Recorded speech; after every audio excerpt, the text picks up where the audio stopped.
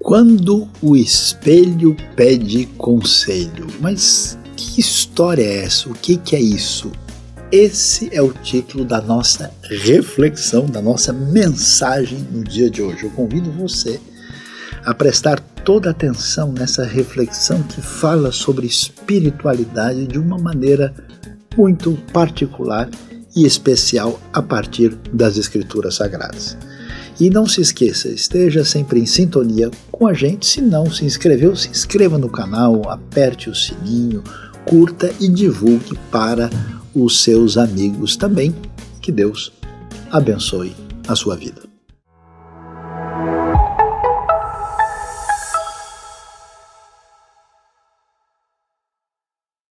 Deus abençoe o nosso dia, esse momento quando vamos prestar atenção aos ensinos, às diretrizes da palavra de Deus para a nossa vida. E você é convidado a participar comigo dessa sintonia com as Escrituras Sagradas quando a gente vai prestar atenção ao que diz o livro de Tiago, uma pequena carta do Novo Testamento, no capítulo 1, a partir do verso 22. E hoje vamos tentar refletir sobre um tema assim curioso, né, que chama a atenção e que certamente deve levar hoje todo mundo a refletir bastante, porque o tema será quando o espelho pede conselho. Vamos ver, é interessante observar o que a Bíblia nos apresenta em Tiago, capítulo 1. Eu vou ler o texto que diz o seguinte no verso 22. Sejam praticantes da palavra e não apenas ouvintes, enganando-se a si mesmos. Aquele que ouve a palavra, mas não a põe em prática, é semelhante a um homem que olha a sua face num espelho e depois de olhar para si mesmo, sai e logo esquece a sua aparência. Mas o homem que observa atentamente a lei perfeita que traz a liberdade e persevera na prática dessa lei, não esquecendo o que ouviu, mas praticando, será feliz naquilo que fizer. Interessante, a carta de Tiago é um livro muito prático, muito objetivo. É um livro com 108 versículos e, curiosamente, ele tem assim 54 diretrizes diretas para a nossa vida, como é que a gente deve, muito além das confabulações, agir no dia a dia diante do desafio do Evangelho. E quando ele vai mostrar a incoerência do tipo de vida que muita gente estava tendo na comunidade cristã primeira, ele vai dizer, olha, pessoal, a gente precisa entender que a palavra divina deve ser colocada em prática. E o sujeito que diz, afirma ter relação, conexão com Deus, com a mensagem do Evangelho, né, essa lei que leva à liberdade, que é mencionada no verso 25, é parecido com um indivíduo que olha num espelho e enxerga a sua imagem e depois ele se esquece, se afasta disso, e a gente começa a ver isso e pensa assim, como é que é essa história de olhar o rosto no espelho, né? Quando a gente pensa em espelho hoje, parece que a coisa está muito nítida para nós, né? Os espelhos modernos aí, feitos de vidro e nitrato de prata, com uma imagem muito bem refletida, não era assim no mundo antigo. Era muito mais difícil, os espelhos eram feitos assim de bronze ou de metal, e metal polido, com uma imagem muito mais distanciada da realidade. Isso é apresentado aqui, mas toda essa discussão em torno do espelho nos leva a essa confrontação com a gente mesmo, né? Com a gente observar a nossa imagem, com todo esse caminho que se descobre, e é interessante que, olhando para a história do pensamento da fé, até mesmo da própria cristandade, e olhando para a própria Bíblia, nós vamos ver assim vários reflexos diferentes dessa história do espelho que é usado metaforicamente aqui em Tiago capítulo 1. E curiosamente, o espelho tem um aspecto bastante problemático e negativo que a gente vai perceber. E olhando para esse aspecto negativo que evoca para a gente essa imagem, por exemplo, que vem daquela coisa narcisista da pessoa de ficar olhando muito para si mesmo, parece que a pessoa entra até numa espiral, né, de autoconcentração, quase que um autoaprisionamento, né? E olhando para isso, e olhando para a nossa sociedade, que se tornou nas últimas décadas a sociedade da multiplicação das imagens, né? Eu me lembro ainda, adolescente, de entrar num parque de diversões assim, a gente entrava num negócio chamado o labirinto dos espelhos, né? Então você olhava para toda parte procurando uma saída e só via a sua própria imagem, não sabia para onde é que você podia entrar. Então aquela coisa meio assustadora, parece que a gente vive, né, esse labirinto nos dias de hoje, porque a nossa sociedade, curiosamente, se tornou a sociedade do selfie, a sociedade dessa autocontemplação, uma sociedade excessivamente vaidosa, uma sociedade que está se vendo, né, multiplicando-se a si mesmo e contemplando-se de uma maneira às vezes um pouco complicada, né, esse processo que parece que em muitos casos nos afasta de enxergar a realidade além de nós, de enxergar a realidade do próximo e até mesmo de uma conexão adequada com Deus nesse processo, será que eu posso dizer assim, meio que selfólatra, excessivamente ligado ao mundo dos espelhos, dessa contemplação que não é nada promissora. Olhando para isso e para esse aspecto assim, vamos dizer, desafiante dessa autocontemplação que o mundo contemporâneo potencializou, é curioso que esse caminho narcisístico, ele é meio que apresentado em detalhes em relação aos seus desafios quando a gente lê alguns textos bíblicos. Eu devo dar uma olhada para perceber o que é que nós temos a apresentar a esse respeito com esse cenário. O texto de 2 Timóteo capítulo 3, Paulo escrevendo aqui uma das suas últimas cartas, ele vai falar daquilo que envolve uma realidade já presente no seu contexto e que reflete o desfecho daquilo que é chamado dos últimos dias. E ele vai fazer uma descrição, dá uma olhada no tipo de descrição que aparece aqui. O texto diz, os homens serão, 2 Timóteo 3, verso 2 em diante, os homens serão egoístas, avarentos, presunçosos, arrogantes, blasfemos, desobedientes aos pais, ingratos e ímpios, sem amor pela família, irreconciliáveis, caluniadores, sem domínio próprio, cruéis, inimigos do bem, traidores, precipitados, soberbos, atenção, mais amantes dos prazeres que amigos de Deus. É impressionante a descrição que Paulo apresenta aqui, porque nós vemos, vamos dizer, o desdobramento de uma sociedade que coloca-se no centro de toda a realidade, acaba como que gravitando em torno do próprio ego, e a gente vê esse tipo de realidade que ele já percebia naquele mundo pagão greco-romano, vamos dizer, na nossa geração selfie, nesse mundo, né, de idolatria do espelho, está presente nos nossos dias também. Eu me lembro de quantas vezes vi na minha vida pessoas, inclusive em lugares elevados, em lugares perigosos, só para pegar aquele look diferenciado, para tirar, né, a melhor foto possível, para poder assim ter, né, o último selfie que alguém poderia tirar, que quase que é o último mesmo na prática, em que a pessoa pode despencar de uma altura, é absolutamente assustador como esse movimento, né, de levar a pessoa para dentro de si mesma de uma maneira indevida, como isso é um problema muito sério.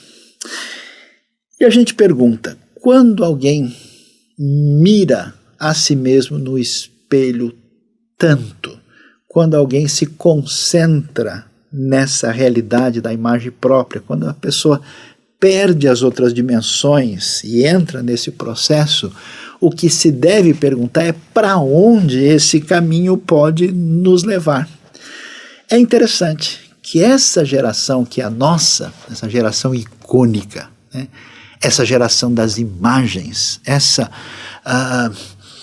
geração tão voltada para esse mundo imediato, né, parece que tem um monte de gente hoje que até se tornou viciada nesse mundo icônico, que não consegue fazer nada distanciado desse contexto, né? Uma espécie de ilusão alimentada dessa realidade, inclusive multiplicando-se nisso tudo uma extensão de si mesmo, né? A gente tem quase que uma atitude pueril, infantil, problemática. Que tipo de realidade a gente encontra? Uma realidade onde nós vemos hoje muita gente ansiosa, solitária, depressiva, narcisista, frustrada e até narcotizada. A pergunta que a gente levanta, será que nós não estamos sendo intoxicados por uma espécie de dependência de si mesmo, no mau sentido da palavra? Será que essa gravitação exagerada em torno do ego, essa repressão da alteridade, não tem se tornado um problema que tem afetado a nossa condição emocional mais fundamental?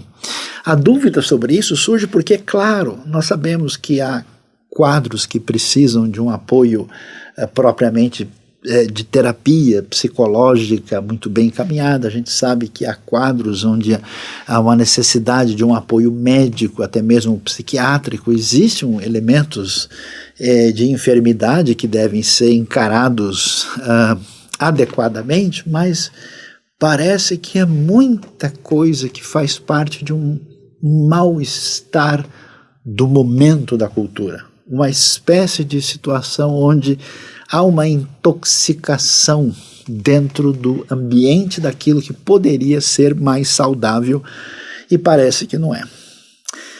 É muito impressionante que a nossa sociedade, tão marcada pela multiplicação das imagens, pelo congestionamento das redes sociais e por esse ambiente selfólatra, é curioso que em todo esse ambiente artificial de multiplicação de elementos que parecem atender às expectativas daquilo que a gente tem de necessidade dentro de nós, na verdade tem permitido surgir uma sociedade muito marcada por solidão.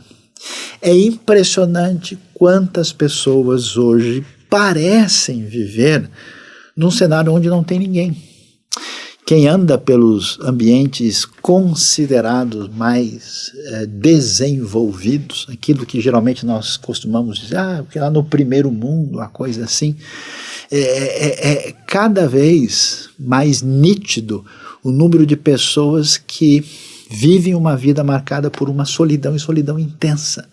A gente tem relatos assim de alguns lugares, especialmente em alguns países europeus, onde há pessoas que morrem e ficam anos na sua casa, no seu apartamento, morto, sem que ninguém perceba nem dê falta da pessoa. Quer dizer, esse universo, essa realidade é muito dolorida, muito preocupante e faz parte desse nosso cenário. E olha que coisa interessante.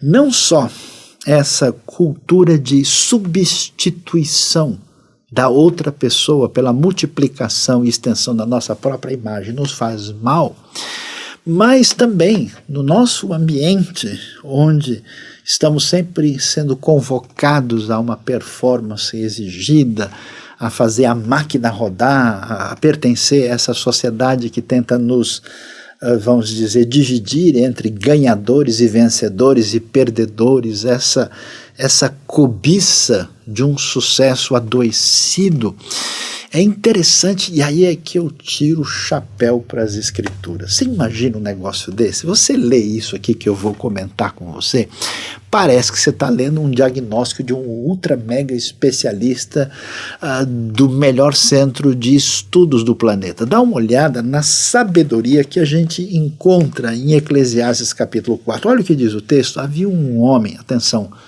totalmente solitário, não tinha filho nem irmão, trabalhava sem parar. Já viu isso em algum lugar? Contudo, seus olhos não se satisfaziam com a sua riqueza. Ele sequer perguntava: para quem estou trabalhando tanto? E por que razão deixo de me divertir? Isso também é absurdo. É um trabalho muito ingrato. Eclesiastes capítulo 4, do verso 8 até o final do versículo. Que coisa impressionante, é muito significativo a gente observar que uma sociedade onde as pessoas estão adoecidas porque perderam a sua referência de valor essencial, deixando de relacionar isso com aquilo que tem a ver com a imagem de Deus em nós, e acabaram atrelando o seu sentido de valor à sua produtividade, ao seu papel nessa máquina produtiva do contexto socioeconômico onde a gente vive. E de repente, quando a pessoa acorda no meio da avenida, ele diz: caramba, eu estou aqui desesperado, né, tentando trabalhar feito um doido, e agora eu pergunto: para que isso? E é interessante que às vezes nesse afã de caminhar nessa direção a pessoa perde relacionamentos, vida real, contato familiar, amizade, coisa que de fato é fundamental na nossa experiência diante de Deus e diante dos homens. Veja que cenário dolorido, difícil, mas com uma percepção precisa na milenar literatura sábia que vem das Escrituras Sagradas. Agora, olhando para todo esse cenário, a gente diz: e agora, né? O que a gente faz, já que o negócio está tão complicado assim, já que esse caminho do espelho, essa narcotização ególatra, esse caminho assim da plena emancipação perigosa do self nos ameaça tanto, a pergunta é: será que o espelho precisa de conselho? Existe algum caminho, existe algum reflexo novo nessa direção? E aí a gente caminha numa direção muito interessante que a reflexão bíblica e o entendimento a partir da ótica divina vai nos ajudar, que é o caminho da redenção do espelho. Que coisa curiosa! O espelho nos aparece na Bíblia também com outro enfoque interessante, né? Aqui nós vamos fazer a nossa aula de ótica bíblica diferenciada, porque o espelho, além de ter esse enfoque negativo dessa concentração inadequada e indevida em si mesmo, o espelho, à semelhança de Tiago capítulo 1, pode ser uma referência que nos ajuda a devidamente olhar para nós mesmos de uma maneira saudável e não aprisionadora. Então, nesse sentido, o caminho do espelho também é um caminho de ensino. Quer ver que coisa interessante? Vamos ver o que é que nós vemos na literatura bíblica que mostra essa direção tão valiosa para você e para mim. O que a Bíblia nos apresenta? Veja só os diversos textos. Lamentações capítulo 3, verso 40 diz: examinemos e submetamos à prova os nossos caminhos e depois voltemos ao Senhor. 2 Coríntios 13, examinem-se para ver se vocês estão na fé, provem-se a si mesmos. 1 Coríntios 11, 28, examine-se o homem a si mesmo e então coma do pão e beba do cálice na ocasião da ceia do Senhor. O Salmo 26 diz: sonda-me, Senhor, e prova-me, examina o meu coração e a minha mente. Agora, pois, diz 1 Coríntios 13, vemos, atenção, apenas um reflexo obscuro, como em espelho. Mas então veremos face a face. Agora conheço em parte, então conhecerei plenamente da mesma forma como sou plenamente conhecido. 1 Coríntios 13, verso 12. Você viu só que coisa interessante? Quer dizer que existe um caminho perigoso na autocontemplação que nos leva a uma espécie de proposta de ensimesmamento e de tentativa de subverter a realidade em função da multiplicação de mim mesmo. Mas há um outro olhar para si mesmo, existe aí um desembaçar do espelho que é altamente saudável quando a gente pode, mediante o toque diferenciado da dimensão do sagrado, olhar para si mesmo de uma maneira salutar e favorável. E isso é interessante porque isso é o autoexame. Não há esperança para ninguém que não consiga encarar a si mesmo de uma maneira a perceber sua fragilidade, sua limitação, seus equívocos, os seus erros, de modo a entrar numa vereda de restauração do seu caminho. E é tão interessante, né, porque essa proposta bíblica de trajetória, ela mostra um caminho onde o exercício é um exercício de olhar o espelho, verificar a realidade, contemplar-se nesses autoexame para o favorecimento de uma jornada melhor. E é interessante, né, que não só ele mostra isso, como 1 Coríntios 13 abre esse horizonte dizendo, olha, a gente agora está vendo a coisa, né, com essa parcialidade, com esse espelho limitado do passado como um reflexo obscuro, e a gente está caminhando para uma realidade de visão completa. Conhecerei como sou conhecido, né? Como é que eu desembaço o meu espelho para olhar para mim de uma maneira promissora até que eu vá nesse caminho quando essa visão vai ser perfeitamente nítida. Aquela história, né, do oftalmologista, você põe agora o que você está vendo, o que você está enxergando? Vai chegar o momento em que esse processo que o Novo Testamento chama de santificação terá um desdobramento extraordinário. Que coisa impressionante, valiosa e extraordinária aparece aí. Então veja lá, se nós temos o mundo e a realidade do espelho, existe um olhar problemático e difícil para si mesmo, que é prejudicial, existe um outro olhar que é favorável, que tem a ver com essa redenção do espelho, que é promissor. E, da mesma maneira como aquele olhar perdido e inadequado e indevido do espelho nos leva ao ensimesmamento que conduz à solidão, que conduz a essa síndrome de ilha, nesse abandono de si mesmo, numa espécie de ilha perdida no mar da existência, a pergunta é, e esse olhar favorável do espelho, que é terapêutico e favorável e agradável e produz, né, um caminho de autoexame promissor, a pergunta é, este olhar que não vai conduzir à solidão, para onde ele nos conduz? É curioso, existe uma outra maneira especial, diferenciada, sagrada, ligada à redenção do espelho, que nos conduz a um momento de estar sozinho sem estar solitário, que é a dimensão da solitude.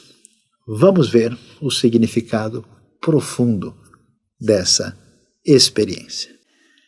E aí o que a gente vai descobrir aqui é que existe uma maneira de lidar com essa realidade pessoal profunda, em que isso tem um valor extraordinário e é absolutamente distinto daquilo que significa solidão ou de estar solitário.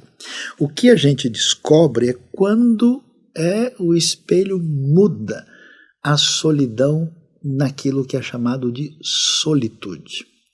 Isso impressiona porque Da mesma maneira como é muito importante a relação fraternal, a relação da comunidade, a interação com o universo à nossa volta, existe uma espécie de cultivo de relação interpessoal profunda que é absolutamente necessário e é curioso como no pensamento bíblico, que resgata, vamos dizer, uma dimensão adequada de olhar para si mesmo de modo salutar e bastante promissor, resgata numa dimensão em que isso recebe, inclusive, uma atenção extraordinária e especial no texto bíblico. A gente pode ver isso quando olha para a própria realidade da experiência de Jesus. Olha só, a gente lê Lucas capítulo 5, verso de número 16, e o texto diz: mas Jesus retirava-se para lugares solitários e orava. Lucas, ainda no capítulo 4, no final, verso 42, diz: ao romper do dia, Jesus foi para um lugar solitário, as multidões o procuravam e quando chegaram até onde ele estava, insistiam que não as deixasse. Ou seja, não é tanto quanto interessante a gente observar o que acontece com a pessoa de Jesus que está fazendo a obra de Deus. Interessante que as multidões estão atrás dele, os próprios discípulos requisitam muito de Jesus e Jesus procura o quê? Lugar solitário. Então existe uma dimensão da solitude que é esse encontro consigo mesmo sob a luz do sagrado que produz uma experiência diferenciada que inclusive é fonte de vida para as demais experiências com Deus e com o próximo. Então, diferente do mau olhar que provoca a solidão, caminho da depressão, esse olhar de reparação, de autoexame, de cultivo de espiritualidade leva a essa solitude extraordinária e diferenciada. E olha que coisa interessante, assim como a gente, quando pega o melhor momento assim da imagem, quando você para ali o filme, pega aquela imagem que, vamos dizer, parece dizer tudo. Não tem as famosas fotos emblemáticas, fotos que parecem traduzir um momento e um espírito de uma época. Não é interessante isso?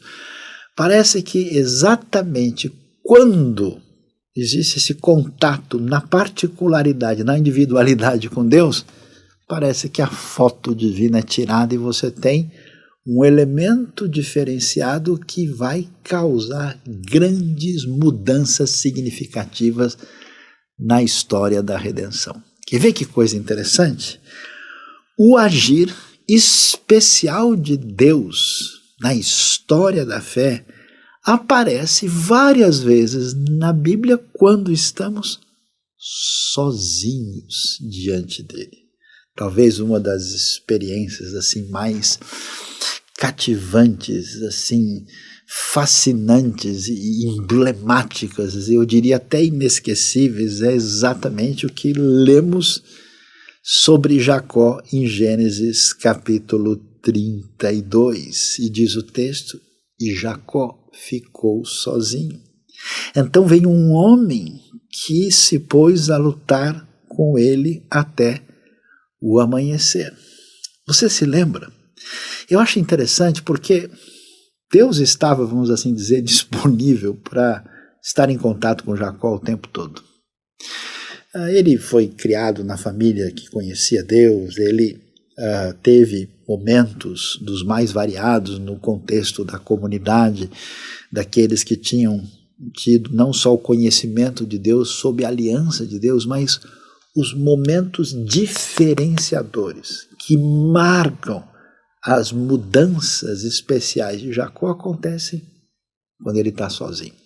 E é um sozinho assim, curiosíssimo, porque Jacó está apavorado, ele tem um histórico problemático com seu irmão Esaú lá atrás, e agora ele está com medo, e de repente, quando ele tenta salvar toda a família para atravessar ali, né, o pequeno riacho que seca do Jaboque, e ele atravessa, e quando ele acha que está conseguindo resolver a situação, lá surge aquele, né, guerreiro que vem lutar com ele, e ele imagina que talvez seja um guerreiro da parte de Esaú, e ele luta e descobre que está diante do anjo de Deus e é especialmente abençoado. O seu nome será trocado, a sua experiência maior é essa. É a experiência de Moisés, é a experiência de Elias. Aliás, Moisés, né? Depois de tanto, o homem conhece o suprassumo da melhor cultura do mundo, no Egito, conhece a realidade do Deus único, e é no deserto, sozinho, diante da sarça ardente, que a experiência transformadora acontece. É impressionante o poder absolutamente imprevisível e extraordinário da experiência profunda de solitude diante de Deus, que meio que marca um momento transformador na história, nessa experiência única e diferenciada.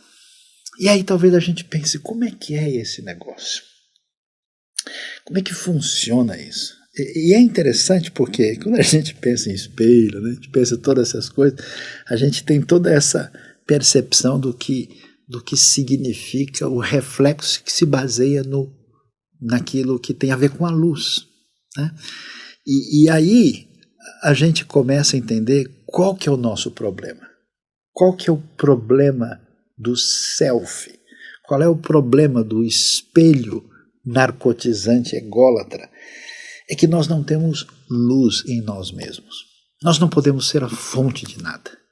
Toda vez que você se multiplica indefinidamente, na tentativa de tolamente dominar a realidade a partir de si mesmo, certamente você vai sentir, né, aí a adrenalina de se deslocar na direção do abismo, porque você nem sustenta a si mesmo, quanto menos a realidade à sua volta. E aí vem uma palavra tão especial que eu vejo no Salmo 36:9, que diz o seguinte, atenção, olha, confira comigo aqui como esse negócio é forte. Pois em ti está a fonte da vida, na tua luz. Uau! Vemos a luz. Você entendeu como é que funciona essa ótica espiritual, celestial? A gente tenta montar o nosso laboratório para ver se a reflexão, se as imagens, se os prismas, se tudo vai funcionar bem, e não tem luz, não tem fonte que possa fazer a projeção devida. Mas quando o olhar para si mesmo e o encontro consigo mesmo está sob outra luz, a luz que alcançou Jacó, a luz que abençoou Ruth, a luz que alcançou Moisés, a luz que levantou Elias, a luz que deu coragem a Isaías, a luz que trouxe a maior experiência da história na vida de Maria. Na tua luz vemos a luz. E aí a gente vê a dimensão extraordinária e profunda que aparece quando o pensamento bíblico traz esse caminho de redenção do espelho, e a gente percebe que aqui, sim, é quando o espelho pede conselho. Mas o conhecimento da palavra divina vai além e é muito profundo. E chama a nossa atenção, porque se tem um lugar que a gente pode assim pensar, já que a gente está falando de espiritualidade, falando daquilo que envolve essa relação com Deus, a pergunta é, né, a gente quer ver imagem, a gente quer ver o espelho, né? Eu li o livro, mas também vi o filme, né? Não, eu ouvi falar como é que é, mas eu queria ver objetivamente. A gente tem essa relação, né, de parece que sintonizar em plenitude maior diante do fascínio icônico diante de nós. É curioso porque a realidade daquilo que envolve o conhecimento de Deus ultrapassa os limites daquilo que a gente pode ver. É por isso que todo espelho sempre será limitado, porque a gente anda por fé e não por vista. Então a gente tenta olhar, mas a realidade vai além da força da sua retina. Diante disso, o que Deus faz? Deus é extraordinário. Deus, no seu jeito muito bem-humorado, sábio, bondoso e justo, ele cria para a gente a experiência da lição do sagrado através da construção do tabernáculo. O tabernáculo é essa aula de alteridade divina, né, de santidade do eterno, uma coisa especial. E você vê, né, aquele espaço com um pátio de 45 metros por 22,5, aquele altar das ofertas e holocaustos, sacrifícios que é apresentado, uma bacia de bronze, ainda antes de chegar na tenda do encontro, né, um momento de se encontrar com Deus naquele espaço sagrado dividido no lugar santo do lugar santíssimo, e lá tinha a mesa dos pães da presença, a gente tem o candelabro, menorá, o pequeno altar ali de incenso, depois a cortina que separava o Santo dos Santos com querubins, e lá no lugar santíssimo mesmo, um espaço de 4,5 metros por 4,5 metros, ali a Arca da Aliança, o símbolo máximo da presença de Deus no meio do seu povo. Uau, quanto simbolismo, quanta coisa extraordinária para mediar, do ponto de vista da comunicação, essa relação de proximidade de Deus estar em nosso meio e nos ensinar proximidade e amor juntamente com santidade, justiça e redenção. Impressionante. E o que é que a gente vai achar lá? O que você esperaria? O que você imagina que poderia ser, talvez, a figura mais interessante e extraordinária sobre o tabernáculo? Eu já fui num lugar no deserto, no sul de Israel, onde tem uma tentativa de recriação do tabernáculo.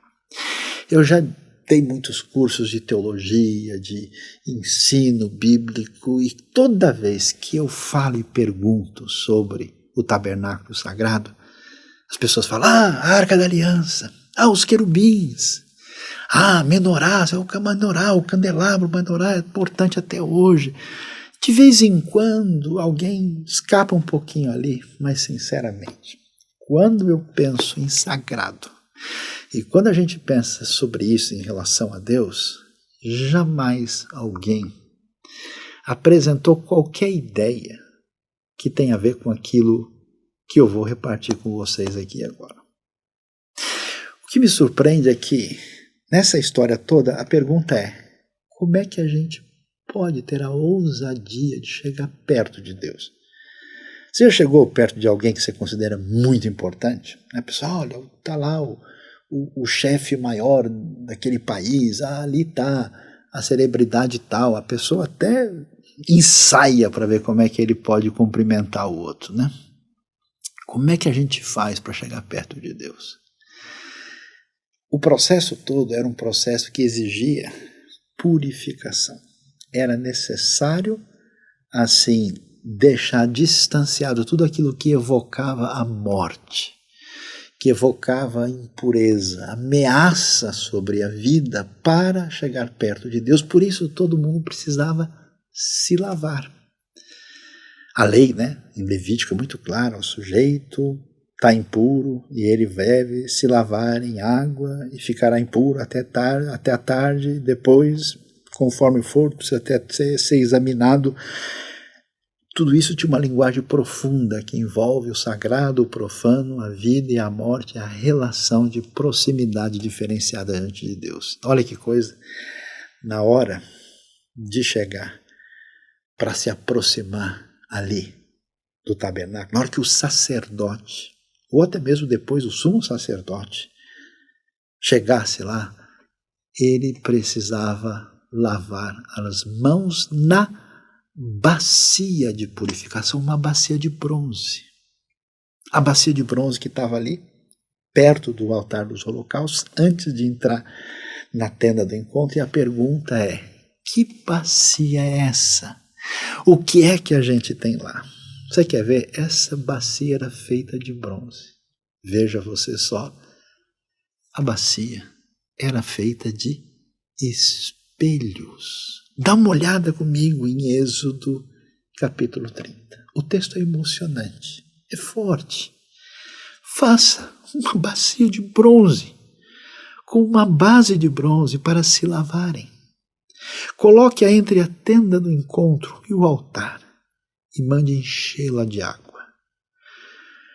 Êxodo capítulo 30. Capítulo 38, o texto prossegue e diz: fez a bacia de bronze a sua base, com os espelhos das mulheres que serviam à entrada do encontro.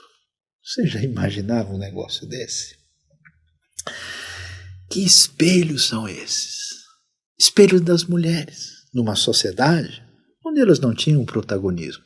Mas, curiosamente, serviam junto à tenda do encontro e nós nem sabemos como era isso. Talvez fosse numa espécie de expressão de adoração diferenciada, já que Miriam, por exemplo, em Êxodo 15, aparece com os seus tamborins, celebrando a grande vitória, o livramento de Deus ali no Mar Vermelho, depois do Senhor ter livrado Israel do faraó e dos exércitos que o acompanhavam. E agora a gente tem o que? Esses espelhos? Talvez. Esses espelhos não são espelhos israelitas. Muitos certamente vieram do Egito. Eles não têm nada de puros. Esses eram espelhos certamente usados para contemplar a si mesmo, que as mulheres usavam de maneira trivial, na realidade comum do dia a dia, aquilo que a gente poderia imaginar que era o mais distanciado do que você e eu poderíamos chamar de sagrado. E não é interessante que exatamente a bacia, que tinha a ver com a purificação, que estabelecia a possibilidade dessa aproximação diferenciada com o Deus Santo, era na bacia de bronze feito pelos espelhos das mulheres. Que coisa impressionante quando o espelho pede conselho. Quando o espelho pede conselho, que coisa impressionante. A redenção, a sua redenção, a redenção do espelho, veja só, vira adoração. Deus abençoe a sua vida. Deus abençoe o seu coração nesse mundo onde a autocontemplação e a percepção da realidade aparece distorcida. E Deus permita que o toque extraordinário na direção de nos levar a aproximar-se dele para receber perdão, purificação, graça, entrar em comunhão com o Eterno, seja sintonizado de uma forma que a gente olha para a gente mesmo. A gente encontra perdão após o arrependimento, a gente redefine a nossa caminhada de vida, a gente consegue ter uma experiência de solitude extraordinária e transformadora, e a gente pega tudo que a gente tem, que pode ser apenas a expressão do nosso egoísmo e elemento trivial, simples e barato, que você nem atenção não daria, e coloca tudo transformado, para que sirva de referência de contato, de purificação, para a gente experimentar verdadeira redenção, adoração para o Deus que hoje veio abençoar o seu coração. Deus nos abençoe e nos dê graça no dia de hoje. Amém.